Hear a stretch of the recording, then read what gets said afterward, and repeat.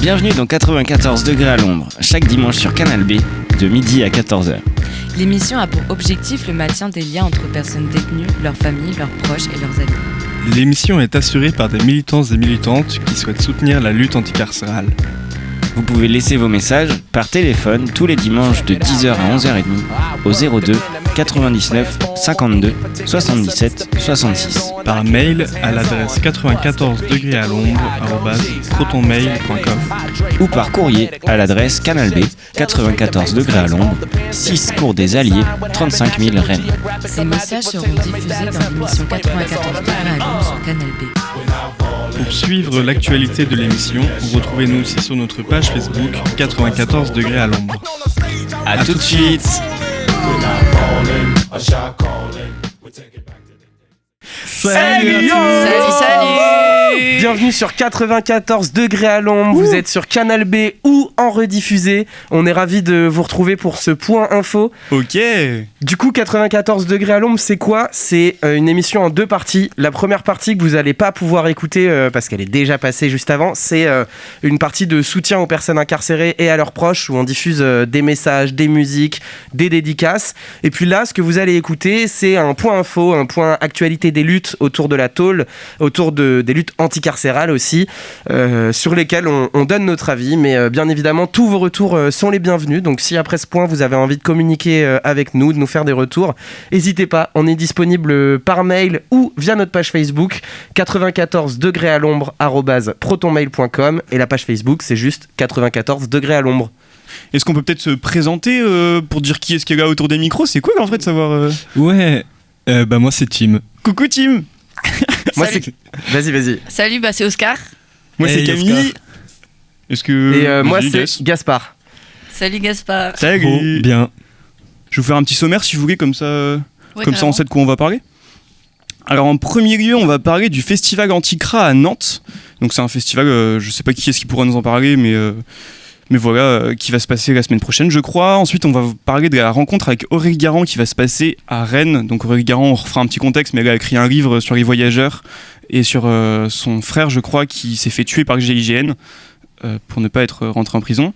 Il y a Norman, tu pourras nous en parler, tu as écrit un texte sur le E2, si tu veux bien dire ce que c'est le E2. C'est ça, en fait, le E2 en fait, est une unité de détention à la centrale des femmes de Rennes. Et en fait, voilà, j'ai eu des témoignages en fait sur ce qui se déroule là-bas. Moi, je qualifie ça de darmaninerie. En gros, Darmanin et dinguerie. Ben voilà, tout est dans le texte que je vais partager. Et puis voilà. Grave chaud de l'entendre. Ensuite, on fera un petit point sur la libération de Gino. Donc pareil, c'est un militant antifasciste, je crois, qui a été enfermé et on vous racontera ce qui se passe. On va parler de l'élargissement de la comparution immédiate aux mineurs qui a été adopté au Sénat il y a 2-3 jours, je crois. De la fin de la trêve hivernale. Donc la trêve hivernale, c'est ce qui empêche l'État d'expulser les squatteurs ou en tout cas les personnes qui n'ont pas le droit d'être dans un bâtiment. On va parler de Kevin Bouzou, on va faire un point sur la réglementation sur les rave parties, donc les fêtes libres quoi. Et on va vous faire un petit point sur le YARG avec... il y avait eu... tu veux en parler ? Ouais, bon, ok, bon, on parlera après du YARG et de sa boîte de nuit à Rennes qui s'est fait médiatiser dans toute la France. Donc on va commencer par vous parler du festival Anticra qui a lieu à Nantes samedi. Donc c'est la 5e édition, ça a lieu le 5 avril aux ateliers Beach et Magellan. Donc ce sera une après-midi... Beaché, je connais. Je sais pas comment on dit. Beaché et Magellan. Ce sera une après-midi de rencontres et de discussions. Et le soir, il y aura un bar et des petites soirées, je crois. Et donc pour rappel, en fait, il y a un projet de CRA à Nantes où il y aura 140 personnes incarcérées. Et j'ai appris tout à l'heure qu'ils prévoyaient 140 personnels de la police aux frontières. Donc ça veut dire que c'est l'équivalent de un personnel de la police aux frontières pour un détenu. Donc c'est énorme. Abusé vraiment. Et ce projet, il va sûrement ouvrir fin 2026. Et du coup, on peut suivre toutes ces actus sur Nantes Indie Media, qui est un média participatif où vous pouvez publier tous vos articles dessus. Et c'est là-dessus qu'on s'est informé, nous, pour avoir connaissance de ça. Peut-être pour les personnes qui ne sont pas habituées aux termes, aux acronymes et tout, juste un CRA, du coup, c'est un centre de rétention administratif. Ouais. Donc concrètement, c'est une tôle pour les personnes qui n'ont pas les bons papiers et qui sont enfermées dans ces centres, tout simplement, pour une durée actuellement de 90 jours maximum, mais les questions de les augmenter encore, ça avait déjà été augmenté il y a 2-3 ans. Donc voilà. Peut-être qu'on peut passer au point suivant, du coup. Carrément. Bon, on fait ça ensemble au pire, Oscar ? Carrément. Du coup, on a eu vent et du coup, on va se rendre même en tant que 94 degrés à une rencontre avec Aurélie Garand. Aurélie Garand, c'est qui ? C'est une autrice qui a écrit le livre Depuis qu'ils nous ont fait ça, aux éditions, comment c'est ? Je l'ai devant les yeux, les éditions du bout de la ville. Que dire ? Peut-être qu'on peut lire le résumé du livre. Ouais, je vais vous lire le résumé. Quand quelqu'un essaye de s'évader de prison, les matons ont le droit de lui tirer dessus. Pour Angelo, il faut croire qu'ils ont laissé le GIGN prendre le relais. Après l'avoir laissé sortir, ils ont raconté partout que c'était un évadé. Mais moi, j'appelle ça un déserteur. Ils ne voulaient pas crever dans leur prison de mort. Toute sa vie d'adulte, il aura été un condamné. Depuis qu'ils nous ont fait ça, ils n'ont plus le contrôle sur lui. Il n'est plus un numéro d'écrou. Bientôt, il ne sera même plus un numéro de dossier en cours. Il restera pour toujours Angelo Garand, mon frère. Ouais, et du coup ça aura lieu à 14h, ça Rabelais, c'est 94 rue de l'Alma, métro Jacques Cartier, le 26 avril. On va essayer de faire un espèce d'enregistrement pour vous rediffuser un peu ce qui est dit, peut-être une petite interview d'Aurélie Garand pour ce qui est dit, ça soit un peu porté sur nos ondes à nous aussi, parce que c'est cool parce que c'est vraiment les voyageurs, on n'en parle jamais en fait. On en a parlé la semaine dernière, s'il faut écouter l'émission, on a dit plein de choses intéressantes et sur le fait que ils n'étaient pas du tout inclus dans les luttes antiracistes. Voilà. Parce que je rappelle que vous pouvez écouter l'émission en streaming. Il y en a peut-être d'ailleurs qui nous écoutent en rediffusion. C'est disponible sur toutes les plateformes de streaming. Ouais, de ouf. Donc écoutez, à fond, en bug, à bug, je sais plus comment on dit. Voilà. Est-ce qu'on n'enchaînerait pas sur le prochain point ? Moi, je me disais aussi, peut-être qu'on pouvait rappeler aussi par rapport à la particularité par rapport à la mort d'Angelo Garand, c'est que en fait, des personnes qui ne rentrent pas en détention, donc là, notamment, il était à la prison de Vivonne, des personnes qui ne retournent pas en détention après une permission de sortie, ça arrive. Alors, on parle tout de suite d'évasion, mais c'est des gens qui vont voir leur famille et qui rentrent 1 ou 2 jours après, ou en tout cas, qui rentrent pas et qui se font souvent retopper par des keufs. Là, c'était la même situation, sauf qu'il y a aussi le fait que la famille d'Angelo Garand, etc., elles font partie de la communauté des gens du voyage, entre guillemets, mais du coup, il y a aussi une particularité de toute cette phobie autour des personnes qui sont nomades et typiquement en fait c'est venu justifier d'autant plus le fait d'aller le tirer dessus directement avec des unités d'intervention d'élite en fait, clairement, et c'est en ça aussi qu'on voit que c'est une particularité et un crime raciste. D'ailleurs, comme pour toutes les familles qui luttent pour la reconnaissance, pour la justice et la vérité, en fait la procédure judiciaire qui a été engagée par sa famille, elle s'est terminée par un non-lieu.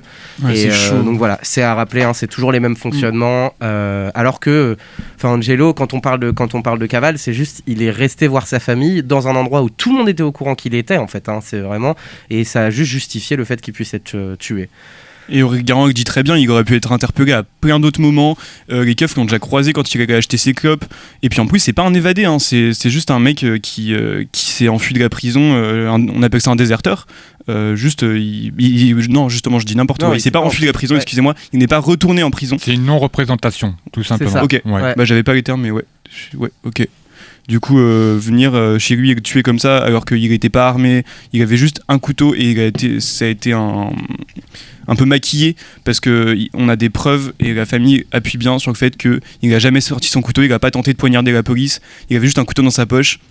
Les expertises scientifiques montrent qu'il n'y avait pas ses empreintes digitales dessus, donc il y a plein de preuves qui font que ce crime il a été maquillé et que, comme d'habitude, la police, il se passe jamais rien quand ils font des meurtres. Merci Gaz et Camille pour les précisions. Je pense qu'on peut passer à ton texte, Norman, que tu as écrit, c'est ça ? C'est ça. Bon, après, voilà, j'ai essayé un peu de ce qui se passe, d'évoquer un peu ce qui se passe à l'unité E2. Je sais pas si tout le monde voit ce qu'est l'unité E2. L'unité E2, en fait, est une unité de détention de la centrale des femmes de Rennes. Et depuis le lundi 10 mars, en fait, les conditions de détention sont considérablement dégradées, pour ne pas dire en fait ont carrément changé de régime. Donc voici le texte que je voulais partager avec vous. Bienvenue en dystopie. L'unité E2, laboratoire de la répression depuis le lundi 10 mars. Un vent glacial souffle sur l'unité de la centrale des femmes de Rennes. Fini le semblant d'humanité, place à une rigueur implacable, pensée et imposée par notre cher garde des Sceaux, Darmanin. Son credo, la répression comme panacée au narcotrafic en détention. Désormais, chaque jour ressemble à une descente aux enfers. Fouilles systématiques, humiliation ordinaire, sanctions immédiates, un regard de travers, 1 mois de régime Darmanin. Une parole trop haute, même punition. Une suspicion, même infondée, grâce à cette nouvelle mesure qui permet de sanctionner sans aucun cadre légal, sans que vous puissiez vous défendre, l'administration pénitentiaire peut vous contraindre absolument à tout ce que bon lui semble, sans avoir aucun compte à donner à qui que ce soit. Dans cette zone de non-droit, la présomption d'innocence n'existe plus. Seule compte la punition, appliquée sans discernement. Les surveillantes, naguère figures d'autorité, se muent en exécutantes. Elles obéissent avec un zèle inquiétant. Les moindres faux pas coûtent cher. Les détenues, elles, apprennent à respirer moins fort, à disparaître dans les ombres, à encaisser sans cilier. Mais combien de temps avant que l'étau ne broie définitivement celle qu'on prétend redresser ? Darmanin voulait un remède miracle, il a créé un enfer. Un microcosme où la peur règne en maître, où l'injustice devient la norme. L'unité E2 n'est plus une prison, c'est un laboratoire de la répression, un prototype de ce qui pourrait demain s'étendre ailleurs. Le nouveau visage de l'indignité carcérale. Il y a des jours où la prison vous rappelle brutalement ce qu'elle est. Un laboratoire du mépris, un terrain d'expérimentation où l'administration pénitentiaire tente jusqu'où elle peut aller, jusqu'où elle peut pousser la violence institutionnelle sans que personne ne s'en émeut. Lundi 10 mars 2025, les détenus de l'unité E2 de la centrale des femmes de Rennes ont découvert ce que cela signifiait vraiment. Elles s'attendaient, comme chaque jour, à voir les portes s'ouvrir, à retrouver une journée de détention entre guillemets normale, c'est-à-dire déjà remplie d'humiliations quotidiennes, mais avec au moins les maigres repères qu'elles avaient pu mettre en place. Sauf que ce matin, les portes ne se sont pas ouvertes et malheureusement, elles ne se s'ouvriront plus. Un 49.3 carcéral quand l'administration pénitentiaire frappe sans prévenir. Ce qui s'est passé, c'est un putsch administratif, un coup de force organisé dans le dos des principales concernées. Un 49.3 pénitentiaire exécuté sans débat, sans consultation, sans un mot d'explication. Les détenus l'ont appris en direct. Les règles ont changé. Elles n'ont plus leur mot à dire. Elles ont juste dû encaisser les seules informations communiquées. Ce sont des ordres secs balancés au détour d'une porte blindée. Les détenus concernés par un transfert ont eu quelques heures pour plier bagages. Pas de justification, pas de discussion, elles sont déplacées comme des colis. Celles qui restent doivent avaler la nouvelle réalité de leur quotidien. Et cette réalité, c'est plus d'isolement, plus d'humiliation, plus de privation. Parce que derrière ce coup de force administratif, il y a une volonté claire, briser le peu de liens, de solidarité, d'humanité qui persistaient encore derrière les murs. Une guerre psychologique contre les détenus. L'administration pénitentiaire ne se contente plus de priver de liberté. Elle veut broyer, casser, humilier, déshumaniser. Et cette nouvelle organisation de la détention à Rennes est un exemple parfait. Fini la liberté de cuisiner, le simple plaisir de cuisiner ensemble, de partager un plat autour d'un bon repas. Ça, terminé. L'une des dernières parcelles d'autonomie accordées aux détenus vient de sauter, supprimée. Désormais, elles doivent manger seules en cellule, une gamelle imposée, un repas froid, insipide, qu'on balance comme une ration à un chien. Si t'as faim, tant pis pour toi. Tu crois qu'il reste un peu de rabat à la gamelle ? Reste en chien. Quel meilleur moyen pour l'administration pénitentiaire d'affaiblir, avec tous les risques et les menaces pour la santé des détenus, suite aux carences dues à une alimentation déplorable en détention. L'administration pénitentiaire... Et merde, ça a sauté. Attendez, je récupère mon texte. Vas-y, prends ton temps, t'inquiète pas. Ah putain. En tout cas, t'inquiète, on est là aussi On a le temps, pour ouais. baquer. C'est vrai que moi, je t'entendais aussi plusieurs fois, Norman, parler de mitard pour ce type de prison. Et en fait, c'est vrai que je trouve que ça renvoie d'autant plus à un isolement dans un lieu où tu es déjà isolé. Ouais, c'est ça. Si tu peux pas voir tes proches, etc.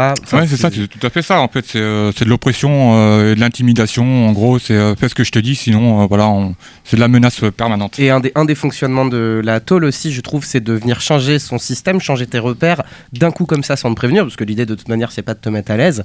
Et donc ces changements-là sont hyper violents aussi. Surtout et que ça leur permet de détruire psychologiquement. on n'est pas du tout dans le même fonctionnement qu'un régime maison d'arrêt où vous avez un co-détenu qui peut faire l'affaire si vous entendez bien, vous pouvez jouer aux cartes, ou alors au petit café. Là, vous êtes tout seul et vous êtes enfermé 24 heures, presque 24 heures sur 24. 22-24, quoi. Ouais. Donc c'est de l'isolement, tout simplement. C'est une mesure de QI, tout simplement, de mitard avec la télé, tout simplement. Mais en fait, QI, sans c'est cadre quartier légal, d'isolement. sans rien du tout. En fait, on décide, on peut, va là-bas, va vers ton tour. Mais en fait, c'est une punition, en fait, sans qu'on puisse se défendre, sans qu'on puisse intervenir. C'est que si l'administration pénitentiaire décide, tu obéis. Sinon, on t'envoie les casquets, les tortues ninja, et puis on sait que ça se passe pas toujours bien. Donc, je reprends la suite.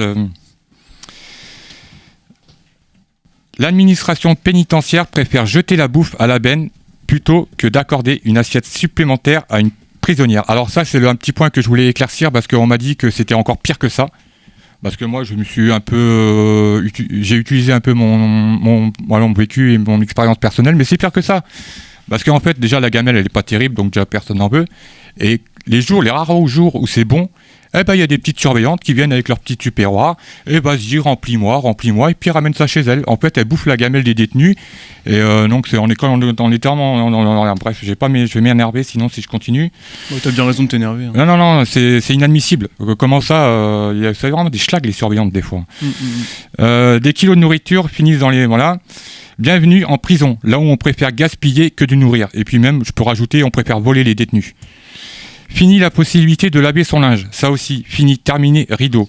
Se sentir propre, avoir des vêtements lavés régulièrement, préserver un minimum de dignité, terminé. L'accès à la buanderie est désormais interdit. Encore un détail qui semble anodin, mais qui est une véritable torture psychologique. Vivre en cellule avec des vêtements sales sans possibilité d'en changer, c'est perdre un des rares moyens de se sentir un peu humain. C'est être contraint à l'abandon, un dégoût de soi-même. L'administration pénitentiaire le sait et c'est voulu. Des horaires absurdes pour prendre une douche, entre 7h et 8h du matin ou rien. Tu finis ta journée en sueur, garde la pêche. Tant pis, l'hygiène devient un luxe, une faveur qu'on accorde au compte-gouttes. Je n'ose même pas imaginer ce que ça va donner cet été, mais bon, bref, passons. L'interdiction de se parler, bien sûr, il y avait toujours un petit moyen de se parler, donc ça aussi c'est fini, c'est devenu limite un crime d'échanger entre détenus. On est clairement vraiment dans une espèce de... dans des dingueries, une dharma-dinguerie comme je les appelle. Même parler est devenu une infraction. La prison isole déjà les corps, maintenant elle veut isoler les esprits, couper les liens, rendre le quotidien invivable. Parce qu'un détenu isolé, affaibli, brisé, c'est un détenu qui ne pose plus de problème. La réalité, c'est que l'administration pénitentiaire ne cherche pas à améliorer quoi que ce soit. Elle n'a aucun objectif. Elle n'a qu'un objectif, rendre la détention plus dure, plus insupportable, plus destructrice. Parce qu'un détenu qui souffre, c'est un détenu qui se tait. Parce qu'un détenu qui souffre, c'est un détenu qui n'a plus la force de revendiquer quoi que ce soit. Parce qu'un détenu qui souffre, c'est un détenu qui sert d'exemple aux autres. Même les poubelles sont fouillées et scrutées à la loupe. Quoique cela ne m'étonne pas vraiment puisque l'administration pénitentiaire a pour habitude de chercher la merde. Il faut arrêter de se voiler la face. Ce qui se passe à Rennes n'est pas un ajustement, entre guillemets, ou une réorganisation. C'est une punition aveugle sournoise. La prison ne vise pas à la réinsertion, elle détruit, elle brise des vies. Elle pousse au désespoir, elle fabrique des morts à petit feu. Et après, quand une petite meuf se met la corde au cou, elle joue les étonnés. Elle parle de drame, entre guillemets. Elle joue les pleureuses hypocrites, alors qu'elle sait très bien ce qu'elle fait. Il est temps d'ouvrir les yeux. Ce qui se passe à Rennes n'est pas un cas isolé. C'est un symptôme d'une politique globale, brutale, inhumaine. Et comme toujours, ça se fait dans l'ombre, en silence, loin des regards. Nous ne pouvons pas nous taire, nous ne devons pas accepter que l'enfermement soit un terrain de non-droit où l'État peut broyer qui il veut et en toute impunité. Nous devons exiger des comptes, de la transparence, de la justice. Parce qu'il se passe dans les prisons nous concerne tous. Parce qu'une société qui accepte de traiter ainsi ses prisonniers est une société qui accepte la barbarie comme norme. Et nous refusons la barbarie. Voilà. J'espère que c'était un peu clair, que j'ai un peu par la colère. Là, je suis un peu, des fois, je saute un peu. Là, j'ai appuyé sur l'écran, ça a sauté mon texte, mais voilà, c'est, voilà, en gros, c'était le lendemain du parloir sauvage, tu sais, vous souvenez-vous qu'on avait été truc. Bon, même là, c'est pareil. D'habitude, il n'y a pas trop de bruit plus que ça. Là, ils ont mis la chapelle à fond. Ils ont ouvert toutes les portes en fait pour couvrir le bruit de l'événement de la frappe qui avait lieu sur le parvis de la gare Sud. Donc voilà, en fait, c'est des petites manigances de l'administration pénitentiaire. Mais bon, quand on connaît leurs petits jeux, on n'est pas. Moi, en tout cas, je suis pas étonné parce que je suis habitué à beaucoup pire. Mais ouais, voir quand tu es habitué à ton petit quotidien, que tu as ta porte ouverte et puis qu'on vous ferme la porte alors que c'est vraiment pas adapté. C'est pas des cellules, voilà, vous n'êtes pas. Voilà, ça en revient carrément à être au quartier isolement. Mettez-vous 46 ailes d'isolement pendant que vous y êtes. Hein, c'est encore mieux. Arrêtez de faire les mijaurés et de faire de la manipulation médiatique là. En gros, parce que c'est tout simplement révoltant et moi après je me mets à la place des petites meufs en fait, force à vous les petites meufs du E2 si vous êtes derrière votre radio. Je sais que ça doit pas être évident à vivre au quotidien, l'enfermement, mais voilà, il y a des gens qui sont dehors et qui pensent à vous et vous n'êtes pas oubliés. Voilà. Force à vous, Ouais. Force E2, ouais, je suis bien d'accord. Merci Norman pour ton texte. Je trouve que c'était très riche, il y a plein de trucs sur lesquels on pourrait rebondir et tout. Et en même temps, je trouve que c'est très clair comment tout est dit, du coup. Voilà, en gros, c'est dégage en cellule, on te nourrit pas, tu te laves pas, tu fais rien. Pourri en cellule. C'est, en fait, si on traduit par les mesures qui ont été prises, c'est ça en fait, c'est va pourrir et laisse-nous tranquille. Et sur le pouvoir de sanction aussi de l'administration pénitentiaire, je pense qu'on pourrait faire une émission. Ah oui, non, oui, c'est sûr. Il y a trop de C'est choses. sûr en fait, parce que l'abus de pouvoir, c'est un sport national dans la pénitentiaire. Peut-être que du coup on peut passer à un autre thème. Ouais, je voulais faire un petit point sur la libération de Gino. Gino, c'est un militant Antifa qui a été libéré de prison cette semaine. Il avait été incarcéré depuis novembre par la sous-direction antiterroriste, donc SDAT, car il avait attaqué des militants néo-nazis pendant une manifestation. Bon, comme beaucoup de libérations, il est encore sous contrôle judiciaire. Il doit encore passer devant la cour d'appel de Paris le 9 avril suite à la demande d'extradition de la Hongrie où il risque 24 ans de prison. Je sais pas si quelqu'un veut rajouter des infos là-dessus. Moi je pense que tout est dit. Je trouve que ça met quand même très en lumière aussi le rôle de la tôle de maintenir en place un système capitaliste et le système politique qu'on connaît aujourd'hui, quoi, et que toute personne qui s'oppose frontalement à ça est aussi sujet à la répression policière, judiciaire, et que c'est l'essence même quelque part de la tôle que de maintenir un système politique. Et on pense à tous les journalistes qui sont enfermés dans le monde, tous les militants, tous les antifas, puis ça remonte à longtemps, hein. On sait très bien que même il y a 100 ans, les anarchistes ils se faisaient enfermer, et c'est un outil pour que les gens ils ferment leur gueule en fait, et qui dénoncent pas ce qui se passe, et le simple fait de militer, ça peut être judiciarisable, on le voit de plus en plus, donc moi je trouve ça chaud. Ouais. Et ouais, grosse force à lui, et c'est vrai que Force à Gino, ouais. C'est un truc qu'on voit quasiment toutes les semaines en fait. On avait parlé de Luna il y a quelques semaines, mais des militants militantes qui sont emprisonnés, c'est hyper fréquent, et voilà, c'est une répression politique tout simplement. En parlant de répression, de judiciaire et tout, est-ce qu'on n'enchaînerait pas sur la comparution immédiate ? Carrément. Du coup, vous avez un petit point à faire, c'est ça, elle et Camille ? C'est ça, on va vous parler de l'élargissement de la comparution immédiate aux mineurs. L'Assemblée nationale a adopté une proposition de loi visant à durcir la répression des mineurs en réduisant l'atténuation de leur responsabilité pénale dès 16 ans et en instaurant la comparution immédiate pour les 16-18 ans. Cette mesure remet en cause le principe fondamental selon lequel L'éducation doit primer sur la répression et risque de précipiter de nombreux jeunes, souvent issus de milieux vulnérables, dans un système judiciaire expéditif et punitif.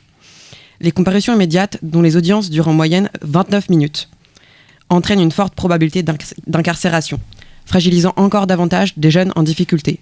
Même avant d'être étendue aux mineurs, la comparution immédiate était une mesure ultra répressive et inhumaine, dont le principe même est de juger de façon expéditive la vie des personnes directement, suite à leur garde à vue, ne leur laissant pas le temps de préparer leur défense, souvent avec des avocats qui ont 15 minutes pour découvrir leur dossier et tenter de leur éviter des peines trop lourdes, qui finissent très souvent en incarcération.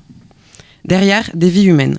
Le 30 juillet, c'est un homme condamné à 5 mois de prison ferme pour menace de dégradation avec mandat de dépôt, c'est-à-dire incarcération immédiate à la sortie du tribunal, pour avoir crié aux usagers de la station de métro qu'il avait une bombe et avoir tenté d'éloigner des personnes présentes. Une bombe qu'il imaginait durant un épisode psychotique induit par l'usage de stupéfiants, auquel il est addict depuis ses 16 ans.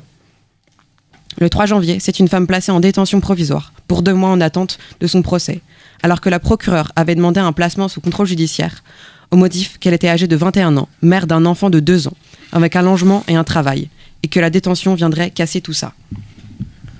On ne peut pas laisser nos attentes de la justice dictées par l'émotion suscitée par des faits divers, instrumentalisés et touchés par les grands médias pour faire monter un sentiment d'insécurité et d'urgence, favorable à des passages de lois de plus en plus répressives.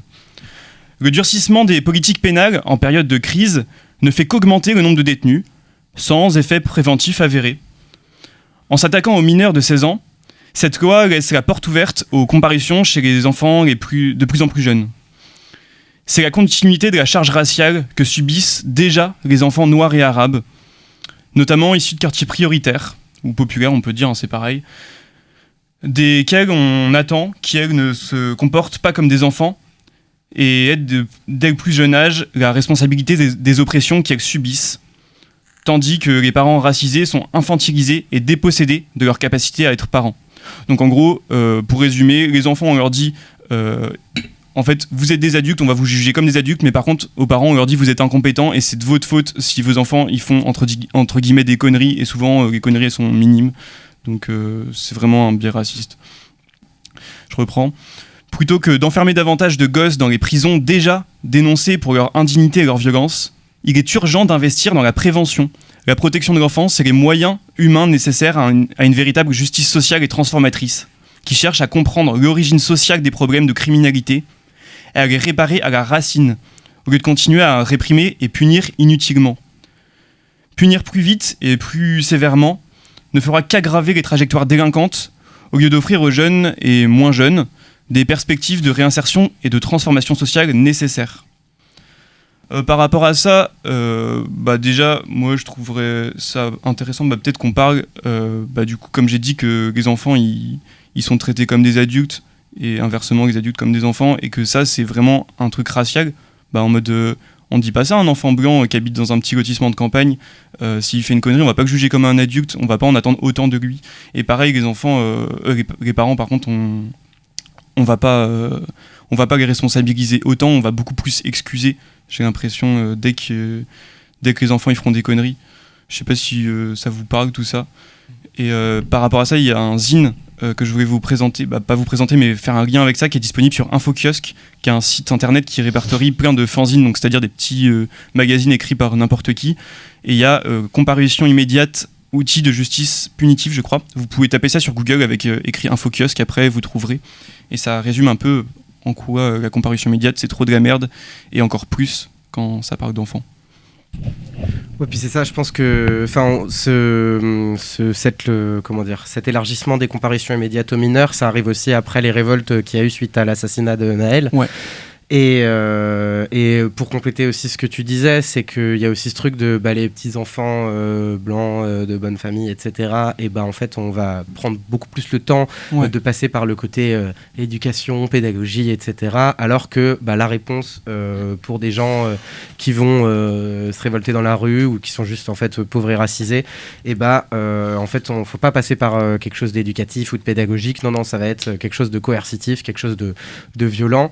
Et pour moi, ça fait écho. Enfin, j'ai vu ça sur internet en regardant vite fait l'élargissement des comparutions immédiates aux mineurs. Mais en fait, ça fait écho à la phrase de Gabriel Attal, qui était à cette époque-là ministre de l'Éducation. La phrase, c'était: tu casses, tu répares, tu salis, tu nettoies, tu défies l'autorité, on t'apprend à la respecter. On t'apprend à la respecter en t'enfermant en prison, en étant hyper violent. C'est-à-dire que pour moi, c'est vraiment un retour à la punition par la violence. En fait, on n'est plus du tout. C'est un ministre de l'Éducation qui dit ça quand même. C'est vraiment horrible. Puis même plonger un gosse comme ça dans un monde d'adultes avec toute l'ultra-violence qu'on connaît, c'est vraiment pas pertinent, mais alors vraiment pas pertinent du tout. C'est c'est mettre des choses dans la tête des enfants, des images, des choses qu'ils devraient pas voir tout simplement, et voilà. Et du coup on parle de la prédominance de la punition et tout ça, et je trouve ça vraiment frappant dans les comparutions immédiates, mais dans la justice répressive en général, à quel point les besoins de la victime ou son rétablissement sont complètement absentes, parce que le but c'est juste de punir un type, un jeune en l'occurrence. Et du coup il y a vraiment ce truc où l'envie de punir prend largement le pas sur le besoin de considérer la victime et ce qui pourrait la rétablir dans ses droits et tout ça.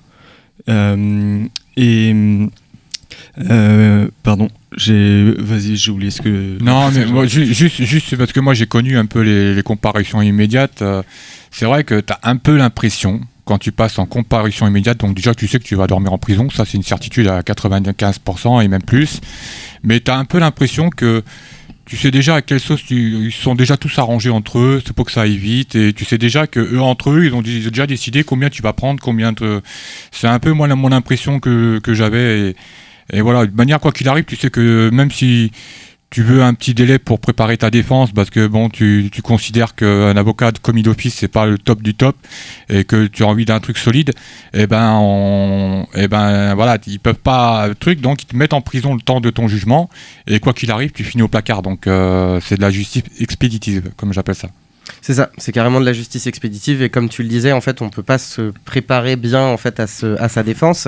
Et alors, j'ai pas vraiment d'éléments factuels pour venir défendre ce que je vais avancer, donc n'hésitez pas aussi à me remettre à dire d'autres choses si jamais vous n'êtes pas forcément d'accord avec moi. Mais pour moi, il y a aussi ce truc que des mineurs, des jeunes qui font leurs premières conneries, qui font des trucs qui sont pénalement répréhensibles, etc., vont être beaucoup plus dans la défiance face à l'autorité, et en fait vont pouvoir donc d'autant plus prendre cher pendant une comparution immédiate, parce que t'as pas le temps de préparer ta défense, surtout que normalement tu peux avoir des circonstances atténuantes quand t'es jeune, etc., alors que quand tu vas passer en comparution immédiate, c'est tout ce truc de cette justice expéditive, et où en fait tu te fais complètement déposséder de tes moyens de te défendre. Mais en plus, à la base, quand on regarde ce qui a été, comment le gouvernement a vendu, quand ils ont instauré ça, les comparutions immédiates en France, ils ont vendu ça comme un service qui rendait à la population, bien sûr. Et aux gens qui finissaient en garde à vue, on va s'occuper de vous, ça va aller vite. En fait, pour eux, c'était nous rendre service que de pouvoir accéder à la comparution immédiate. Mais non, trop pas, quoi. En vrai,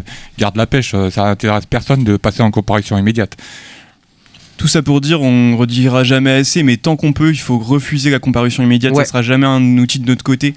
Nous, c'est ce qu'on entend beaucoup dans les milieux militants, c'est un truc mais qui n'est pas forcément applicable à toutes les sphères de la société, mais ce qu'on essaie de faire, c'est de préparer cette garantie de représentation.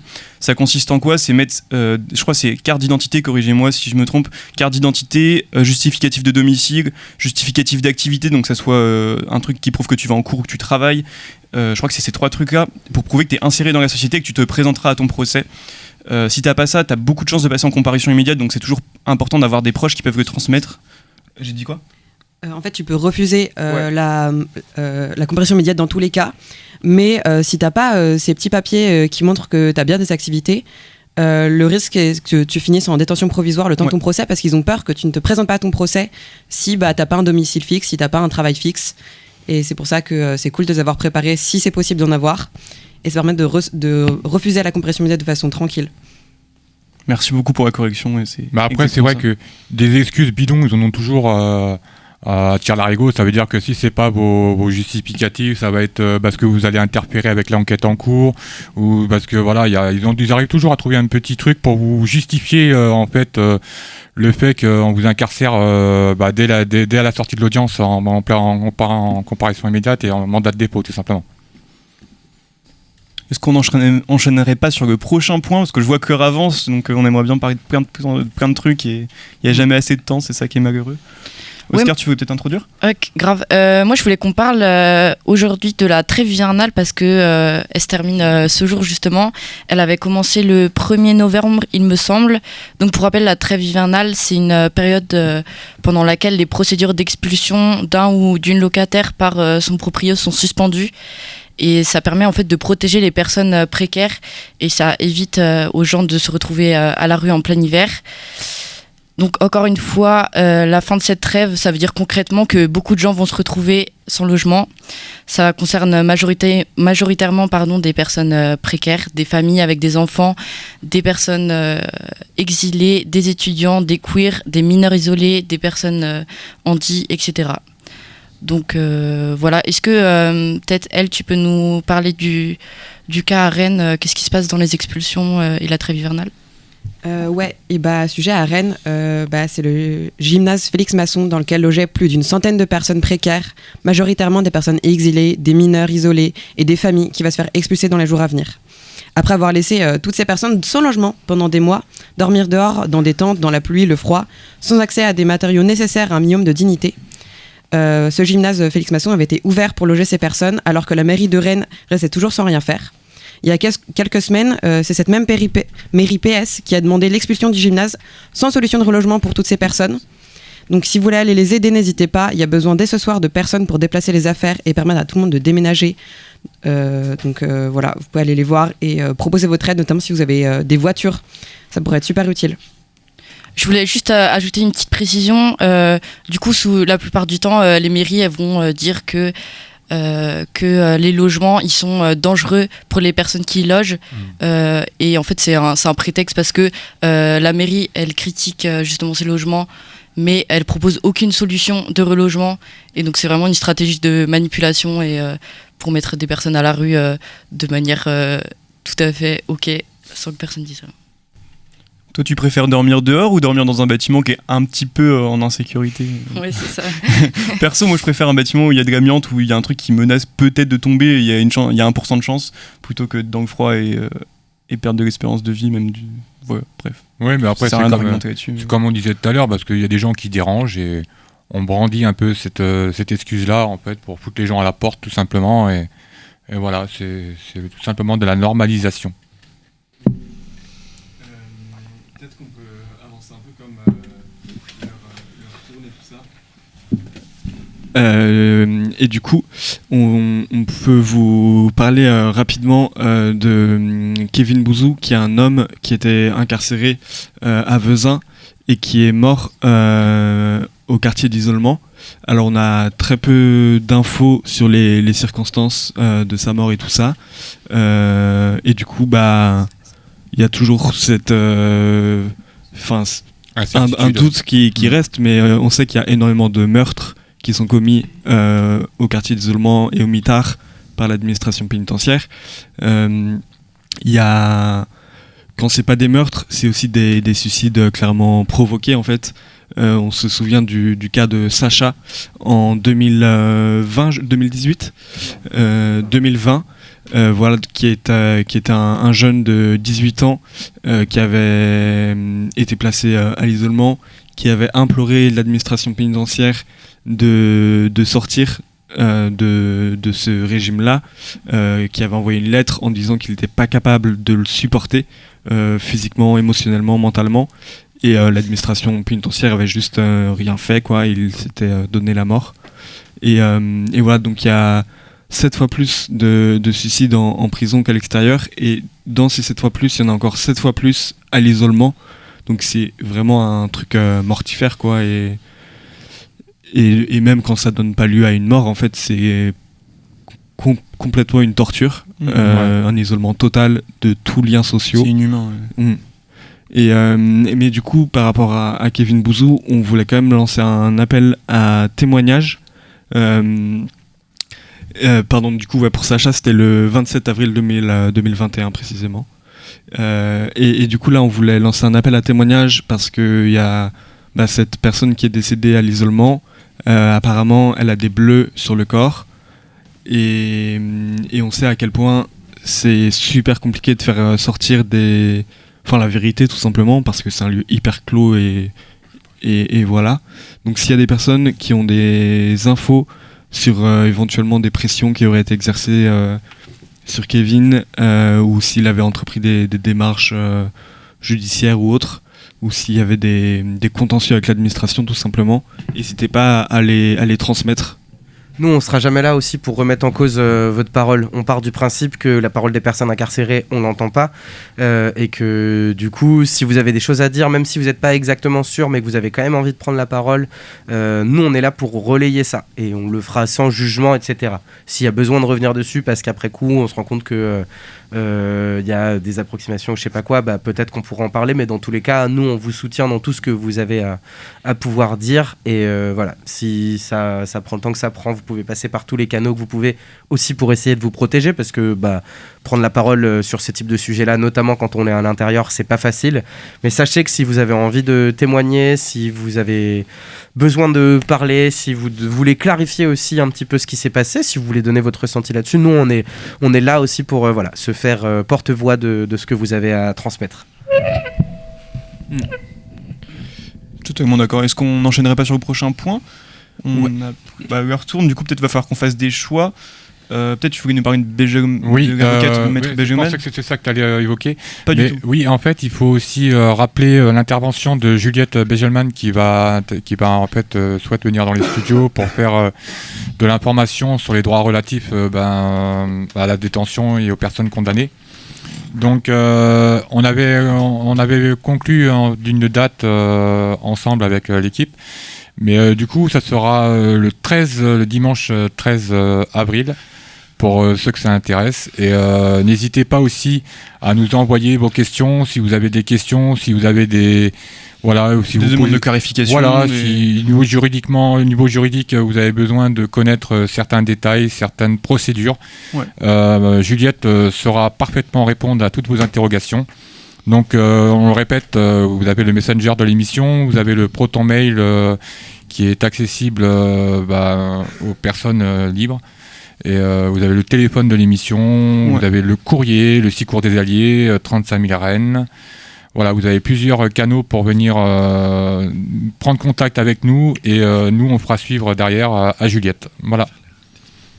Ok, trop bien. Merci beaucoup. Moi, je trouve ça hyper important de pouvoir parler à des avocats parce qu'on sait que ça coûte très cher. Vous vouliez dire quelque chose peut-être ? Ouais, moi je voulais dire un truc mais qui n'a pas grand rapport avec le point info, désolé, mais en gros on a reçu un appel tout à l'heure pendant l'émission. Okay. Alors bon, peut-être que vous allez avoir du mal à raccrocher les gens qui nous écoutent en podcast, mais c'est pas grave, parce que la première partie de l'émission c'est des dédicaces qui passent des musiques et tout, et en fait on a une nouvelle personne qui nous a contacté et qui souhaitait faire une dédicace à Marjo.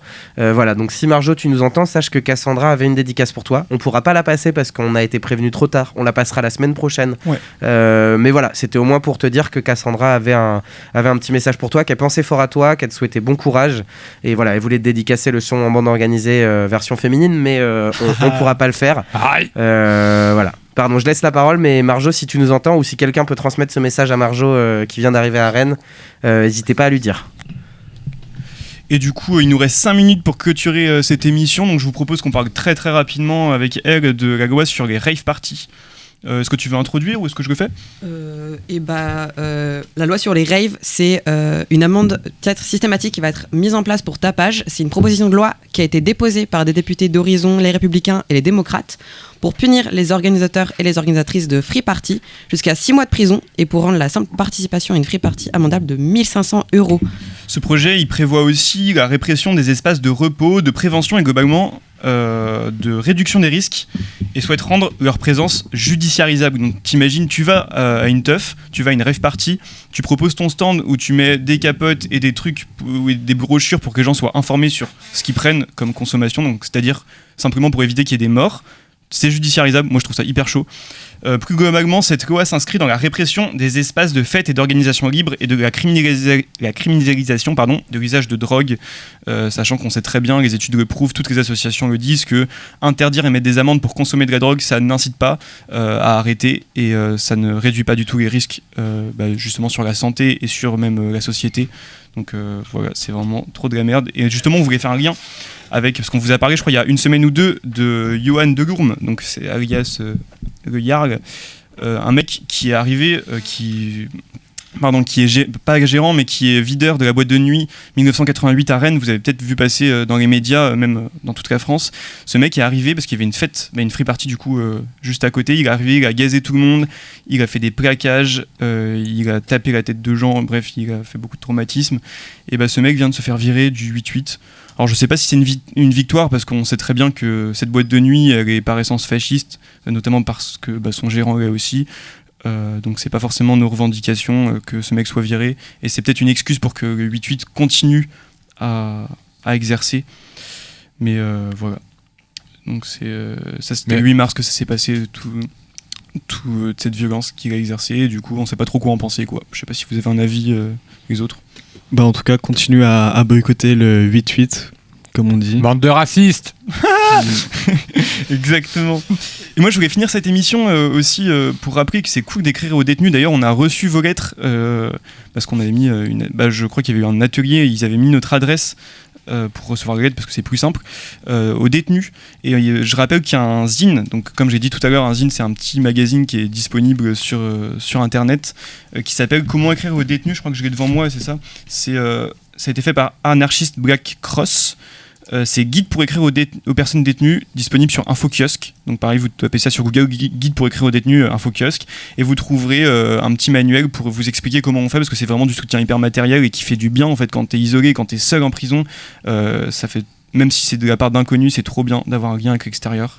Donc c'est une bonne manière de militer et d'introduction à la lutte anticarcérale. Est-ce que, comme il nous reste 2 minutes, ça vous dit qu'on dise un petit au revoir et qu'on mette bande organisée pendant le temps qui nous reste? Vas-y, grave chaud. Carré. Trop bien. Grosse force à tous. À dimanche prochain, bien sûr. À dimanche. Et Nicolas Tôle, comme d'hab. Grosse force à tous les CPH, tous les CPF, à tous ceux qui sont dans les TARMI, dans les quartiers d'isolement. Et puis même dans les hôpitaux psychiatriques, grosse force à toute personne incarcérée. Ouais. On vous envoie plein de force. Et on vous laisse du coup avec Bande organisée, la version féminine. Trop bien. Bonne écoute. Piou piou piou.